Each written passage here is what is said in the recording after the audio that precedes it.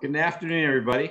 Let me do a quick mic check to make sure I'm coming loud and clear.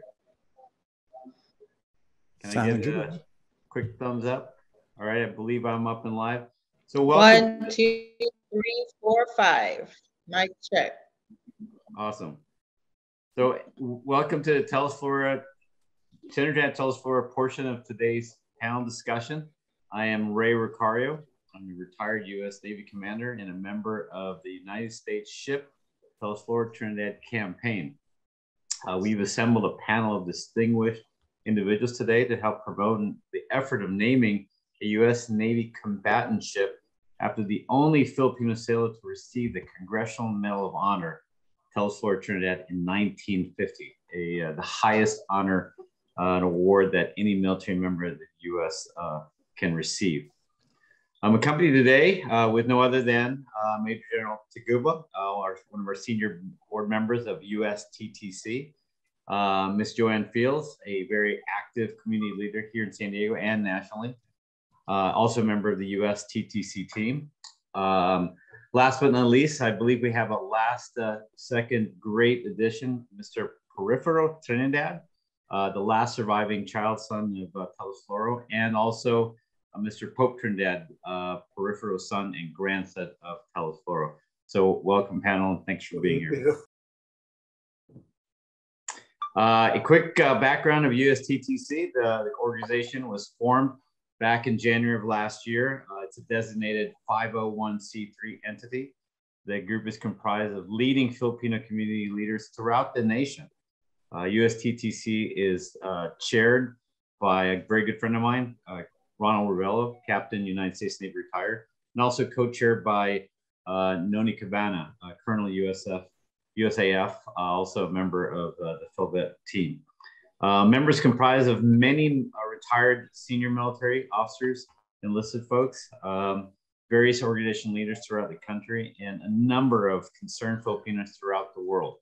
For more information, you can go to our website, which is www.USSTTC.org. And we've got a great website. You can find out more information. The primary mission of USTTC is to actively and aggressively petition the U.S. Navy to name a brand new U.S. Navy surface combatant in the very near future.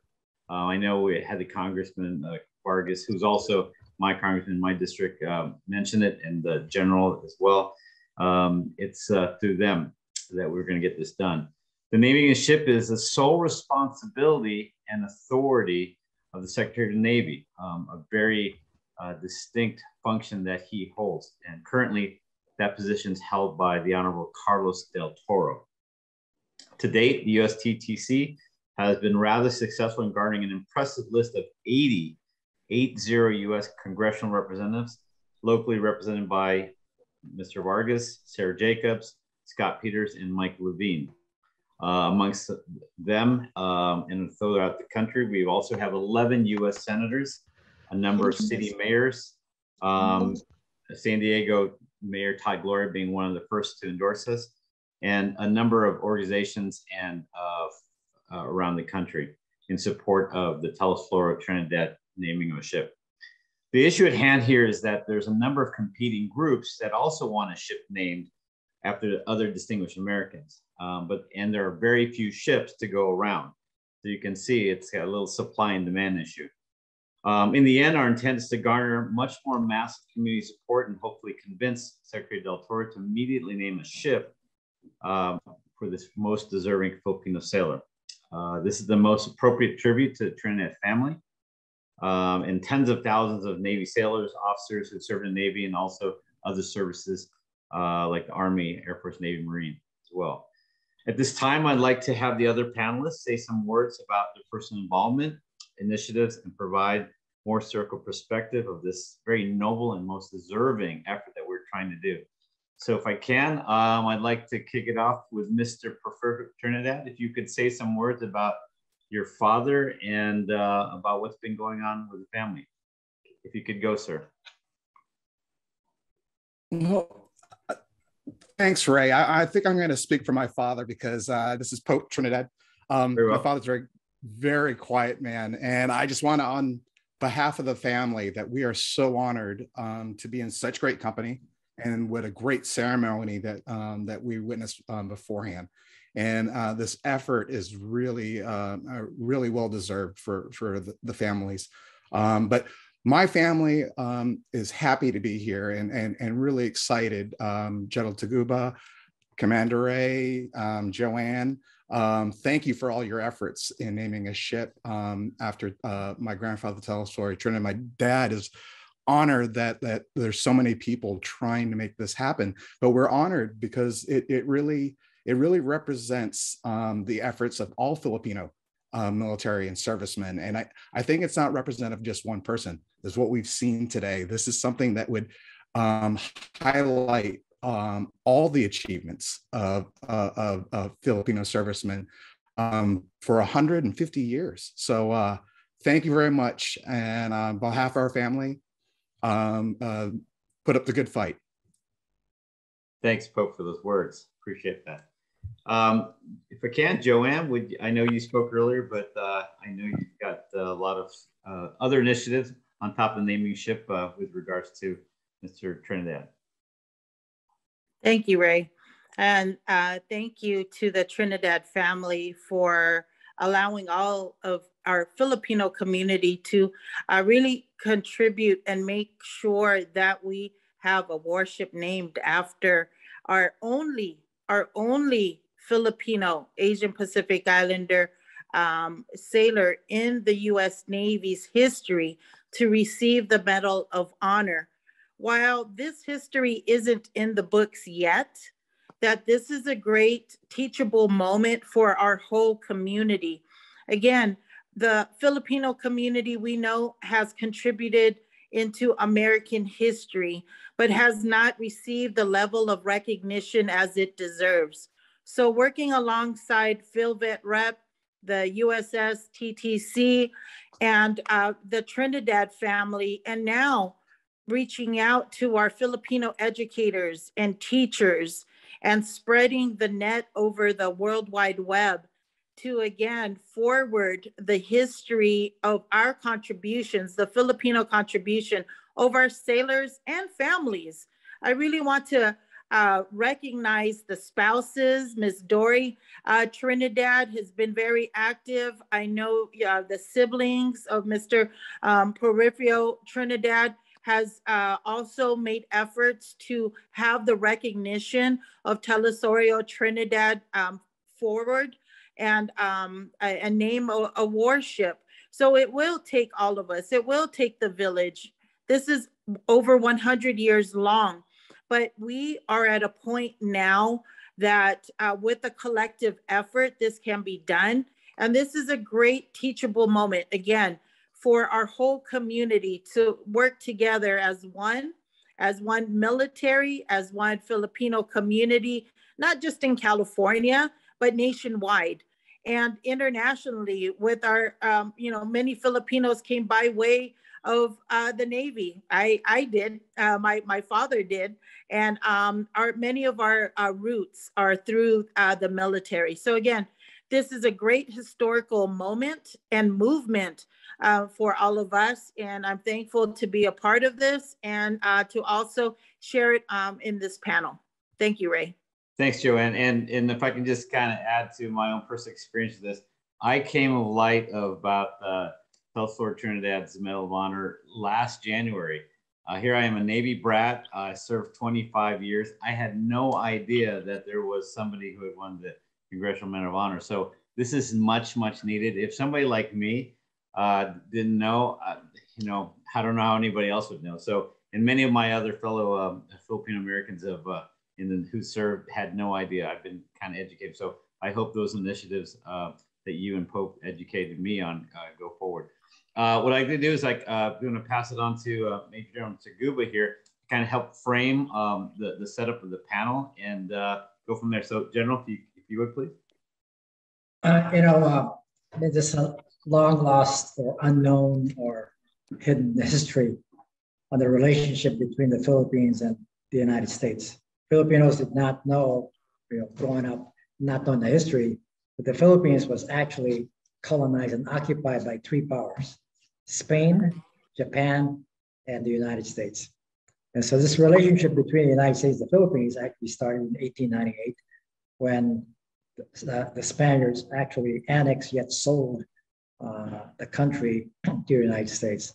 And over this time, since 1899, just a little bit of history, when the Macabebe Scouts were formed, that later became the background for the Philippine Scouts to fight against Filipinos. Not more one. And then in 1901, when President McKinley, I think it was, that signed a law that basically said that we should also enlist Filipinos into the United States Navy. So that started that whole saga of Filipinos serving under the US flag, not yet independent until 1946. And over that time, 3 medals of honor were awarded, just 3. From then, when Jose Nesperos won it in 1911 as a member of the 34th Company of the Philippine Scouts, fighting the Moros. And then later in 1915 with Telesforo Trinidad. And then one more soldier, Calugas, Lake Calugas in 1942. 3, just 3, over the thousands of Filipinos that have served in the Navy, Army, Marines, Air Force, and even Coast Guard. So why is this important? I think we enumerated that because it's over 100, almost 107 years old. Why did a Medal of Honor winner who risked his life in 1915 to save his fellow sailors on a burning ship? You could almost imagine that over time he was forgotten, even though he served in 2 wars, and bypassed by the bureaucracy that exists today of having a ship named after a World War II. A sailor that won it in 1915. The only enlisted sailor of color, Filipino descent, is yet to be named. And over time, there's a little bit of facts and figures here that last year, the Navy named a guided destroyer, Aegis class destroyer, after a 3-star Marine, not a Medal of Honor winner. And then yet the Navy in their policy says that combatant ship will be named after a Medal of Honor winner. The Army has 4 naval ships, Medal of Honor winners, named after them, that they fought in Vietnam and World War II and the like. The first Asian American ship named after, a naval ship named after an Asian American was for Admiral Chan Hoon, who was a Silver Star winner, not a Medal of Honor. So my point is, we collectively started this call to action last year. It's time. It's overdue. We cannot forget the sacrifice of a long-standing hero to have a ship named after him. It's almost painfully obvious, right? But bureaucracy, having been assigned to the Pentagon several times, moves really slow. Public advocacy that we're doing today is very important. We have sons, grandsons that are still alive that knows about their loved one, their grandfather and their dad, but it's not automatic. We have almost 94 members of Congress now, Ray, just on the updated list, bipartisan that are signed on, like Congressman Juan Vargas and also Sarah Jacobs. We have 33 national organizations that are signed up to support this process. We have private citizens, across the country. Admirals, American admirals, Filipino American admirals, soldiers like me, that we need to do something because we stood on their shoulders, that we need to do something. As I mentioned, we are now the voices. We are the voice now of Trinidad, of Telesforo Trinidad, to get him the recognition that he deserved. And how gratifying it is that we are in San Diego today. He served on the USS San Diego. And to have a ship, positively, you might say, I'm an optimist, a ship named when, after Trinidad, and based in San Diego. That kind of completes the circle, right? Fighting on a ship off the coast of San Diego, serving on a ship, and serving throughout World War II. And a quiet man, never raising his hand and says, hey, how about me? Well, we are it. We are it. And we need to activate ourselves and inspire ourselves. We have folks like Rear Admiral Mercado, Vice Admiral Rocky Bono, highest ranking Filipina that served in the United States Navy, if not in the United States Armed Forces, and then her brother, A.B. Cruz. And we have several others. And this is an active campaign that we need to do. It has to be done. And this is not just Filipino Americans. My bosses, when I was on active duty, would always ask, who else needs to know, right? We cannot look inwardly. We got to look outwardly. We need to tell everybody in San Diego that we are actively seeking public support to enable and hear our voices through Congress, to the Secretary of the Navy, that enough is enough. You cannot discount, you cannot forget, you cannot dismiss what Trinidad did for our country in 1915. You know, we cannot forget an enlisted sailor, not an officer, not a three-star Marine, not a captain in the United States Army, not a rear admiral, World War II veteran. Just because they have the rank doesn't mean that he is not an equal to their bearing. He is equal to them or more as a Medal of Honor winner, And you know, this is not just Filipino history, this is American history. Let's not forget, that's why we started the Filipino Veterans Recognition Education Project, to recognize those soldiers that have served since 1899 and still serving today to this day. They have almost 40,000 sailors out, Filipino and Filipino American sailors serving out there. And they need to know, because maybe we should address that to the active Navy and say, hey guys, would you like to serve on the USS Telesforo Trinidad in the future? Your legacy, why we serve in the United States Navy, Army, Marines, Air Force.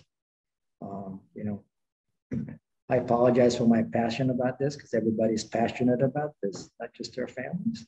And it's important. So PhilVet Rep is actively supporting this. By the way, the President's advisor, Special Assistant Asian American, Native Hawaiian, Pacific Islander, her name is Erica Mersugu. She's a good friend. She has the memo that has been given to the President of the United States for him to intervene. You might say pull rank, but to have a ship named after this great hero. So I'm off my soapbox. General, you can be on a soapbox any day. So everyone online, as you can see, the general is taking the charge. He's got point on a Navy mission here, or in this case, really an American mission. So the call that, you know, we're just echoing here with everybody is, we need to make it front and center to everybody who will listen to us, particularly, you know, those in the public who have influence, goes as far as the White House, Secretary of the Navy, so we can get a ship name. And again, I think it'd be a lasting tribute to all the work and all the dedication that the Filipino people have done for the great nation of the U.S. So the ties and the bonds that we have are, you know, inseparable. And it, you know, much like that video that we saw earlier, we just have to correct something that should have been done years ago. And I'm sure the Trinidad family can echo on that. What I like to do, I believe the staff behind the scenes has opened up the chat room and opened up for questioning. So we've got a little time here to open any questions about or commentary about what we're talking about and how you can get involved and things of such. So with that, the floor is open to anybody. Tiffany and staff, if you can help us with what. Ray, Yep. while we look for the questions in the chat room, I'd like to share where our community can make a direct phone call Absolutely. to our House of Representatives. They will find who the direct representative is, but the general number to call in is 202. Maybe if we can put that into the chat, it's 202-225-3121. And the website is www.house.gov for the House of Representatives. That's their contact info. And for the Senate, the US Senate can be contacted at 202-224-3121. And their website is www.senate.gov. And again, the operator in DC can find your representative, and you can share your opinion on supporting this initiative to name a warship after Telesforo Trinidad. Great information, Joanne. Thanks for sharing that to everybody. Hopefully everybody has a chance to catch that. And I think Tiffany just put it on real quick online. Tiffany, is there any questions coming from the audience? No questions yet. All right, so Pope, can I throw it back to you? And do you want to talk a little bit about what the family's done over the years to kind of help this effort, and anything you want to add at this time? Well, you know what? First, I just want to say it's so wonderful to have so many people talk so passionately about this effort. Thank you, General Taguma, Ray, and Joanne. We are all humbled by this. I have to admit that my family, my Tita Pinky, the oldest aunt of the family, had spent years trying to get a ship named after my grandfather. Dad, who else worked on getting a ship named? It was Tita Pinky and Miguel, Tita Ding. Many members of a family have been working on this effort for years. And I have to admit that even when the TCC group approached us, we were reluctant to get involved because it has been one of those things. It's been a disappointment after disappointment. There was efforts to name a firehouse in Chicago after my grandfather. There's been efforts to name a building here and there. None have come to fruition. Quietly, this has been one of the best that I've seen, and I really loved hearing everyone's passionate pleas for this. Congressman Vargas is not here, but I have every time I hear him speak about my grandfather, really does humble me in how passionately he talks about it. But our efforts are to our hope is to not only have a ship named after my grandfather, but to highlight all of the efforts of Filipinos, the effort that General Taguma is getting to repeal the Recession Act, that would acknowledge the service of Filipinos during World War II. I believe all of these efforts connect us in several ways. To not name a ship after a Congressional Medal of Honor winner, which, General Taguma, correct me if I'm wrong, isn't every Navy Medal of Honor winner have a ship outside of my grandfather? Just to answer your question, the current policy that has not changed over time, because the team, the advisory board, did their research to include those who serve Admiral, I forget his name now, who who served in Subic Bay. That McKinnon, sir? Yeah, McKinnon. So, right, McKinnon. That a ship, a ship, a destroyer would be named after a Medal of Honor winner. Okay, but they tend to deviate. It became politicized, you might say. Just to give you an example, two senators from Maine, which is the home of Bathworks, Ironworks that built ships, petitioned the Navy to name a destroyer, DDG 91, I think it is. Correct me if I'm wrong here. A brand new destroyer back about 4 years ago for Daniel K. Inouye, a Medal of Honor winner, Army Medal of Honor winner. Now, you might say honorable thing to do. And it went through the gauntlet of Congress and also the Department of Defense. That ship was christened last year and it's based in Hawaii, right? So it kind of connect the dots. Came from Hawaii, fought with the 442nd Regimental Combat Team, wins a Medal of Honor, becomes a senator, and a ship is named after him. How come that did not happen for Trinidad? Because my assumption is it's 100 years old. You got to turn all those pages, take them out of the friggin' bookcases, and look at who is Trinidad. Is it important enough? Well, he's a Medal of Honor winner. He is enlisted, but he didn't have an advocacy like we're doing today. It takes an entire village, as Joanne said, and more for us to broadcast this across the country. Because as I mentioned, this is not just about Filipinos and Filipino Americans advocating for a ship. This should be the entire United States Navy advocating for a ship. Okay, that's what we aspire to do. And we have engagement with Congress, but it should be, the Navy should be held to account to follow their own rule. Right? It's happened before that somebody at the Navy Historical Society or whatever have you, Washington D.C. They did this before, but there was no action taken. Thank you. We do have a question in chat.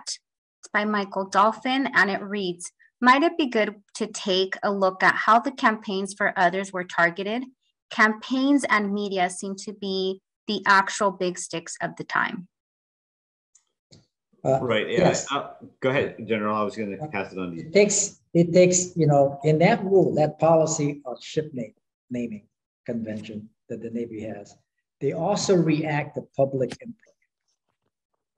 Why? Because they go to Congress. Why? Because they know people in the Navy. Why? Because they know the people in the United States Department of Defense. So public advocacy counts. It's basically how loud do you are? How loud can you scream that says it's time to have a ship named after Trinidad? Now there's an alternative that our team were examining of renaming an active ship, a combatant ship, after Trinidad. But that belongs to a commission because of we're doing away with the Confederacy, renaming posts and ships and whatever have you. That's a possibility of renaming a ship. Not decommissioned ship, but a ship that we could change. But that's a possibility, not a probability. But the main intention of this campaign, USTTC, is to get a brand new ship.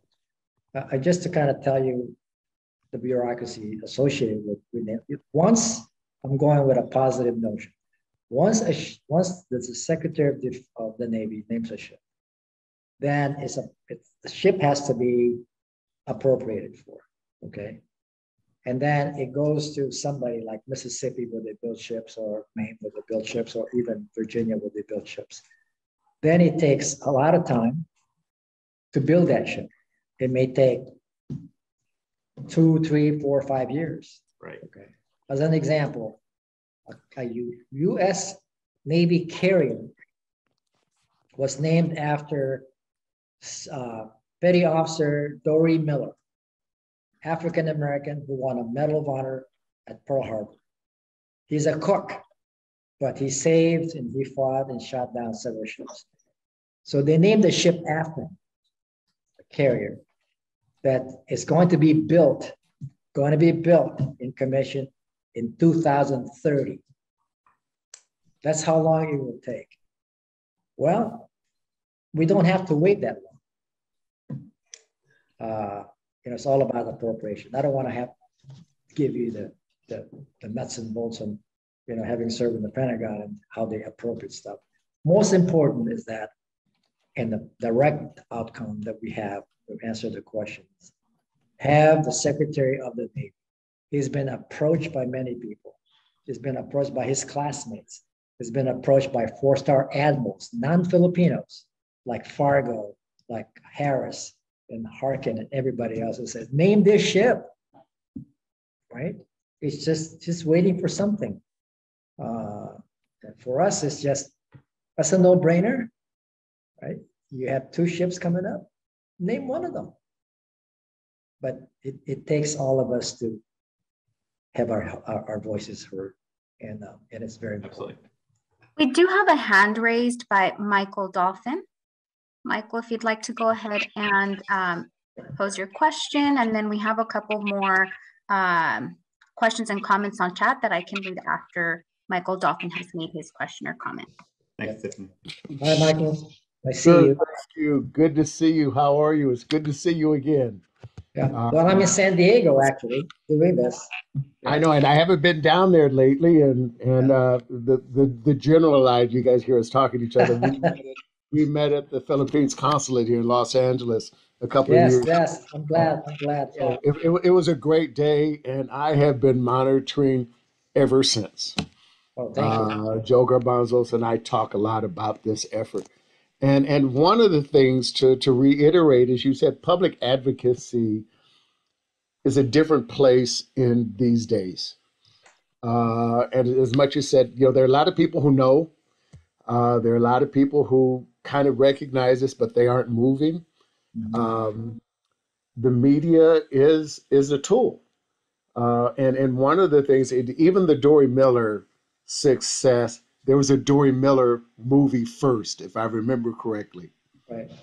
And then there was the Dory Miller commitment to name a ship. Yeah. So some of those things, and in this case, it may not be a movie. Mr. Trinidad, there's an idea for you to become a producer.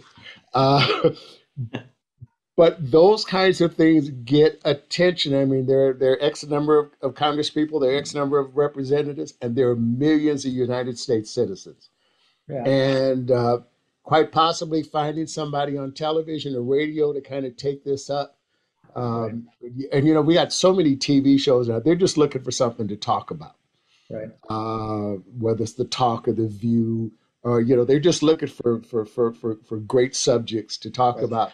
And so maybe some of that campaign to find somebody who wants to listen, and not only will they listen, but then take it to the next level. I mean, that media campaign is just another thing, because apparently you have talked to people who should matter, who make those decisions. Now there should be a few million people behind you to support that as well. I just to add to that, Mike, the mainstream media, ABC, NBC, CBS, or whatever, are typically approached, and we've not done that so far. I had asked my retiree flag officers if they're willing to just, appear, and a lot of talking places, maybe a minute of why.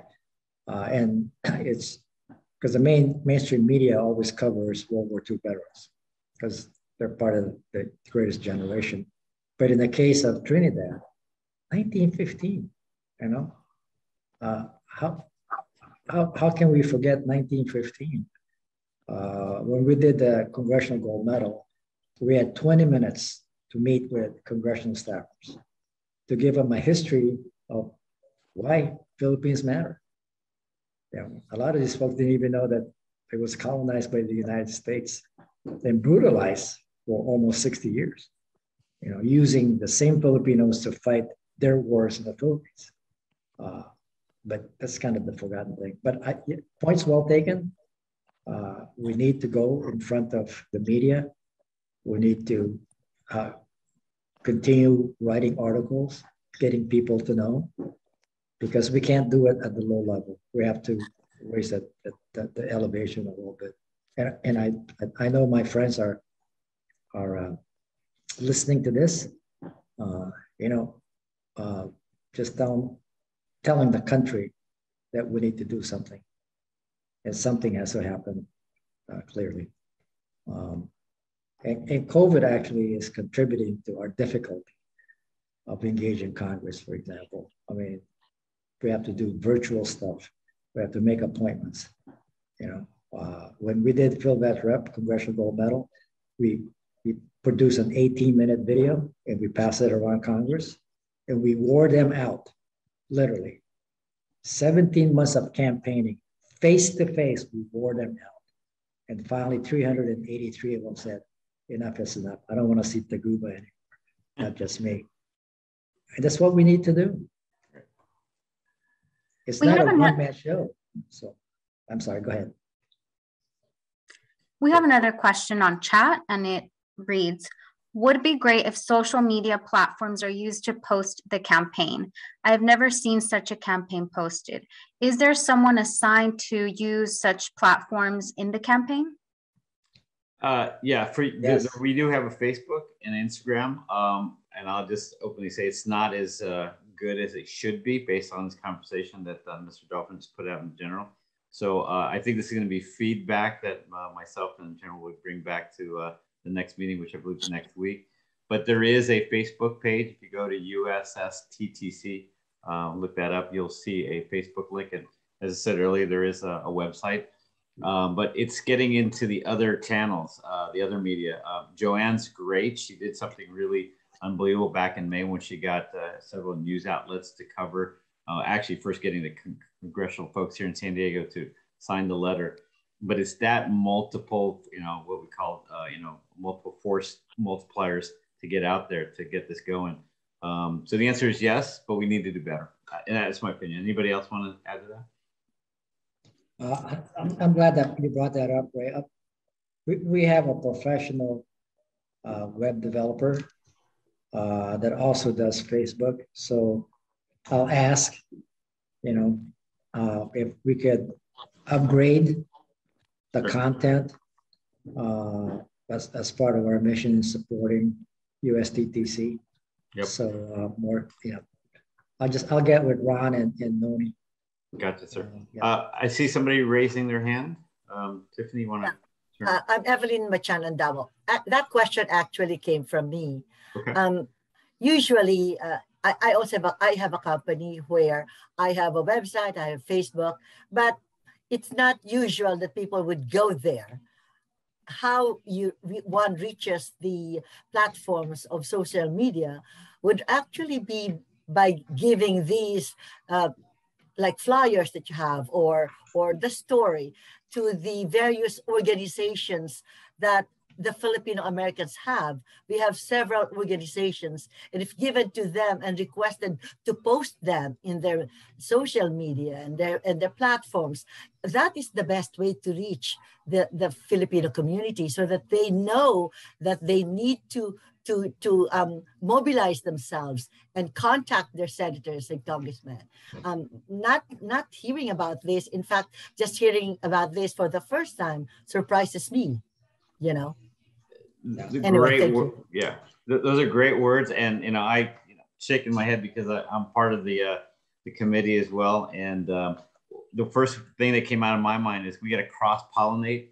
As the general said earlier, I think we have 35 or so organizations throughout the country. I know there are dozens more, but we probably do have a much more campaign for promotions between ourselves so that we can reach out more, so that folks like you will know more about this. So again, I think this is a lesson learned, great feedback that we'll take back to the USTTC team.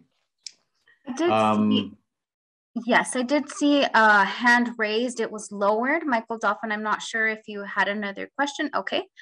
We do have a few other questions on chat. So we'll go ahead to the next one, which is there a timeline on this campaign? Any deadlines for the calls and letters?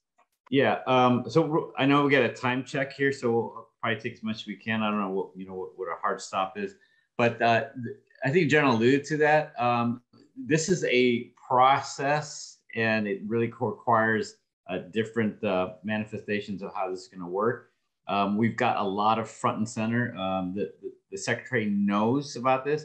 I was just on the phone with Ron Robello this morning, and he gave me some status briefs. So at this time, it's a wait and see. But in the wait and see, we could still do a lot more. Like Mr. Dolphin, we got to put more public pressure, public awareness. So the more people who know, and the more people that matter, who can influence the secretary or even get to the president, this is going to happen quicker. That's my personal opinion. I think panel probably agrees with that. So there is no timeline other than now, or it should have been yesterday. What I would like to do is invite Carolina, if we could get your contact information so we can loop her in. So sure. When we have a communicate to go out, that we make sure we share that with her and others. Of course, going to the website and the Facebook page are other points of entry, but I think we should loop in Carolina to join us because of her interest, strong interest. Absolutely, great idea. Tiffany, you got a couple more to close out the hour? Joanne just answered the one question about the signing of the letter and the petition that can be circulated. The other question from Carolina was about the Naval Historical Society needing to recommend the naming of the ship every year, or is there other ways that the Chief Naval Operations can influence the Secretary of the Navy? Right. They do. Okay. Yeah, they not. Oh, take over, Ray. Yeah, the society has a two-star admiral, and they provide input, actually historical research, on what ships are going to be named and how important that is. It's a matter of order of merit, you might say. And they've known, they did it once before, but several, maybe 5-10 years ago, but now it's resurrecting again, and we want them to be to provide visibility. But we're not the only group that's requesting a ship to be named after a Medal of Honor winner. There are other groups, countless other ones, that I'm sure the Secretary of the Navy are getting the list, and the society does too. The Historical Society does that.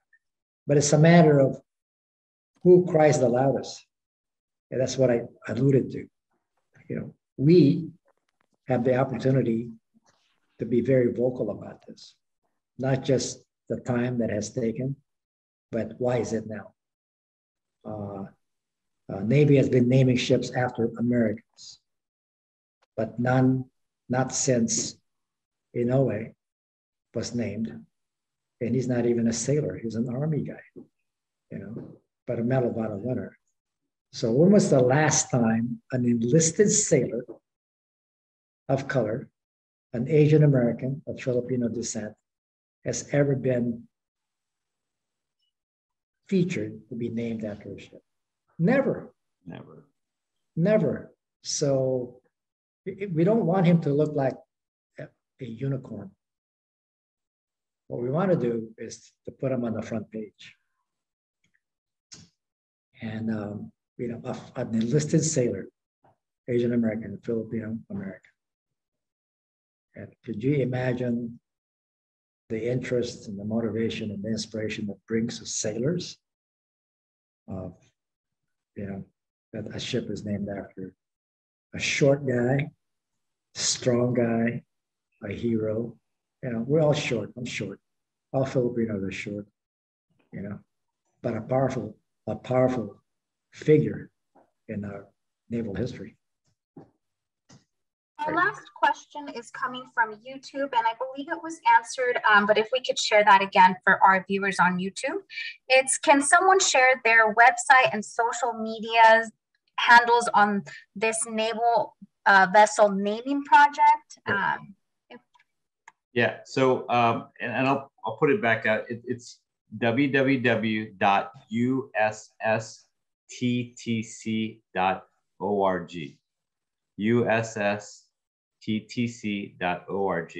And we're there, there's all the comprehensive information, various events, things we've done in the past, people who've been bored. So you'll get a lot of information and who to contact and be part of the, when you sign up and register, we'll be able to reach out to you and put out the information as to the progress and help that we need.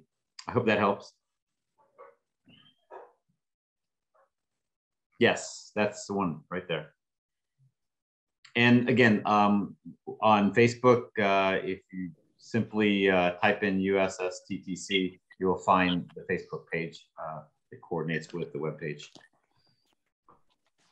I know it's at 3 o'clock. I know it's a busy Saturday for a lot of people. I want to thank everybody for staying on board and helping us out, promote this. So just want to go around the panel here.